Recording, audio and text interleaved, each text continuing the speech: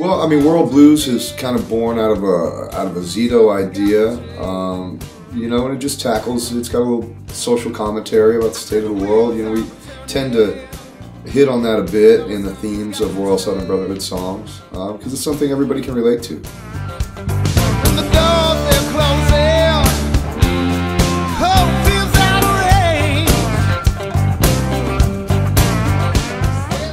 The song World Blues, that's a song that I wrote, you know, I wrote on my own.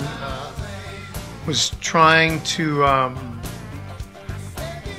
you know, I try to write songs based on whatever's happening at the time, but I'm also trying to think about the project and the group, and you know, it's different than maybe writing a song for my own album.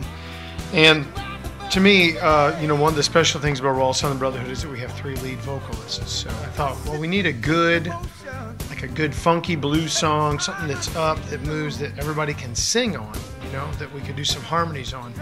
And so I came up with World Blues. The idea behind it was that we traveled a lot and we see a lot, and you know what, man, everywhere we go, people are the same. It doesn't really matter. I mean, people are struggling, or they're having a tough time, or they're just getting by, or they're making the most of it, you know. And that was kind of my idea, was, you know, like, blues is not just, even though maybe the term or the music's been found in the United States, I mean, the struggle of life is available anywhere on the planet, right?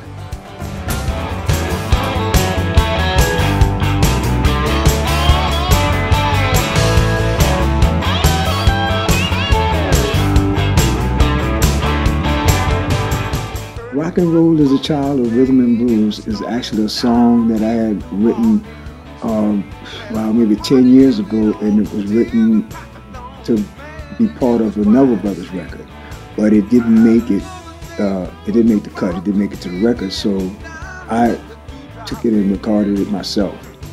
And it's actually, I had some help putting it together by my nephew Ivan and Nick Daniels on bass, and Willie Green, the drummer for the Neville Brothers.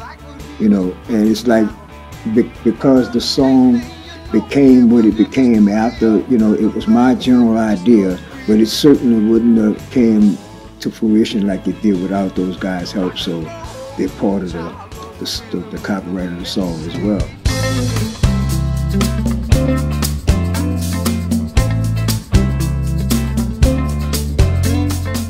Groove On is a song that I wrote on my iPad. It's just, I had a groove. I do a lot of writing in the back of the van. I'm a garage band. And Devin had got a hold of it. I sent some ideas to all the guys. And one morning he woke up and he said, hey man, you know, he goes, I really love what you and your wife have. And, you know, he sees what the love that we have. And I wrote a song about it. It's called Groove On. And he used the groove, and the title was just a title that I thought, well, it's kind of groovy, so I put Groove On, you know, just in my thing. But he used that title, and so it's actually a love story about my wife and I that he saw from an outside point of view. My heart, my soul, and my blood. My heart, my soul, and my blood. My heart, my soul, and my blood. We were all sending each other music, and I heard this piece, and nobody had really talked about it. And Charlie and his wife are one of the closest couples I've ever witnessed, and they're both aces. They're just sweethearts. And it's like, man, I want to write a song from Charlie's perspective to his wife, you know. And so I just kind of got in his mindset and wrote the song. And in the in the part of the song, it says, Charlie to Tracy, it says, you know, you're my heart, my soul, my blood. Here it is, just what you've been seeking. Yeah, mama, here it is, what you've been dreaming about when you're sleeping. Girl, yeah, Here It Is, you know, just one of those funky New Orleans, back home, Detroit a la Atlanta, you know, seeing that I'm the drum guy, I could say that. But it's just a real funky tune, and it's just what we're just saying to people, here it is. You know? Here It Is, oh, that's a good one. That's just, a lot of the songs came from sound checks. Here It Is a really good example of one where I just started going bang, bang, just started hitting it. You know, Mike started playing a riff. Enrico came in on drums, and he kind of like didn't hear where I started and came in a weird place, and so Cyril started recording it, and he sang into it, and we were all listening to it, and then we started arguing about where the one was. I mean, there was like a 2-week discussion of where's one. So we figured it out, and that's how that song was born. Like about 3 or 4, maybe about half of the CD was probably born at Soundcheck.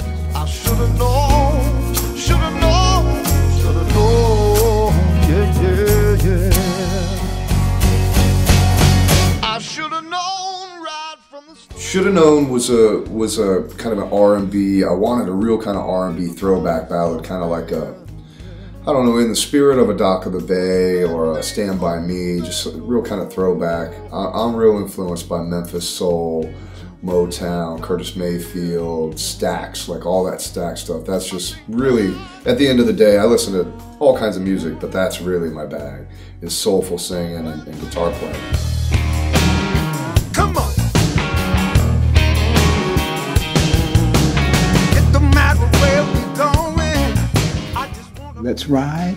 Well, that's something that I look at as the answer to prayers, because I got the chance to be in the studio with my son, Omari Neville, and he and I actually wrote that song together.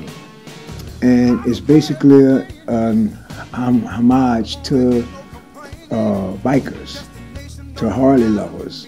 That particular song is a kind of result of my son and I just getting together and experimenting with different styles of music, and rock was the one that he pointed to me. He said, man, you're a rock star, you're a rocker, so let's put some rock around you. And that's where that song came from.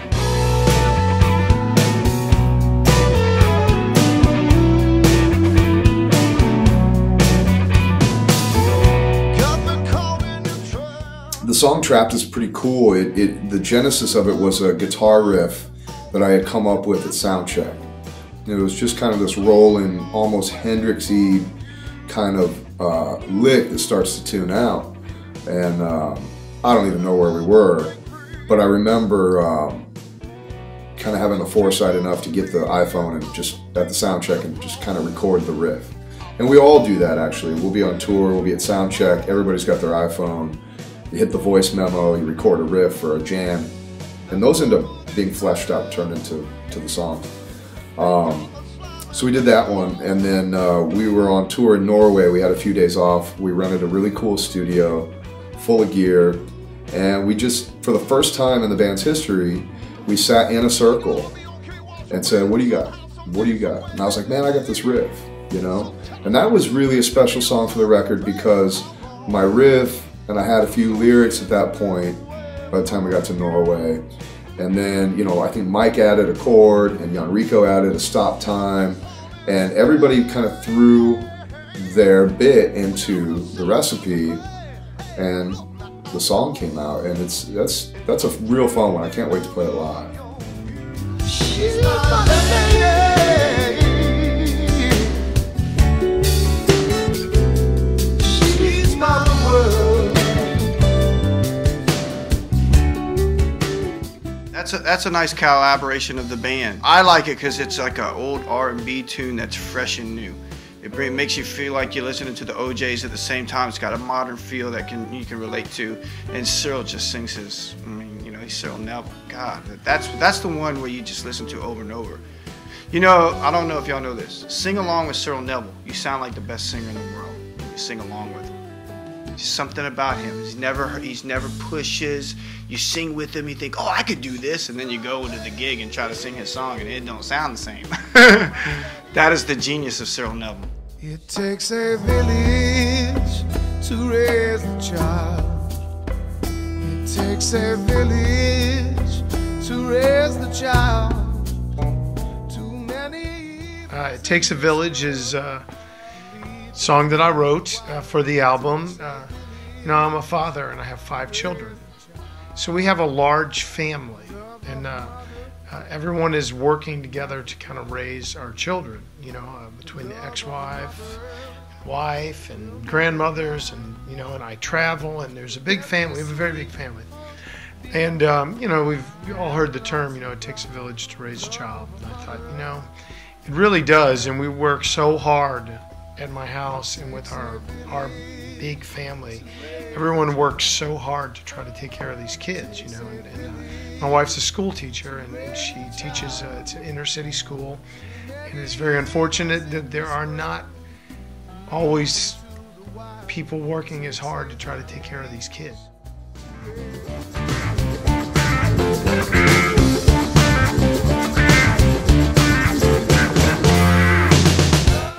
Love and Peace is an ideal that we wrote in Europe, and we loved it because, you know, the groove is 1, 2, 3, 4, 5, 6, 7, 1, 2, 3, 4, 5, 6, 7, and then the chorus is more of just a driving rock groove. So yeah, I love that. That was the one that the Cyril brainchild, the words Love and Peace. That's what the band is about.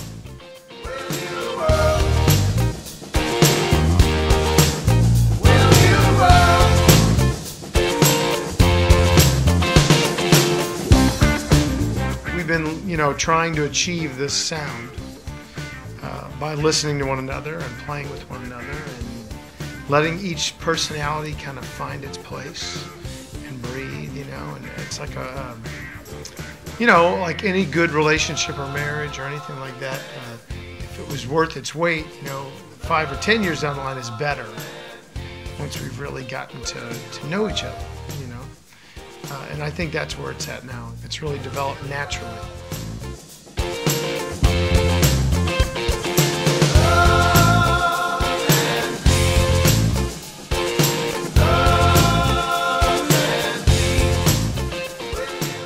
Heart, Soul, Blood as one word, Heart, Soul, Blood, as it being one entity, one idea, because we put our heart and our soul and our blood into our band and our music and this record.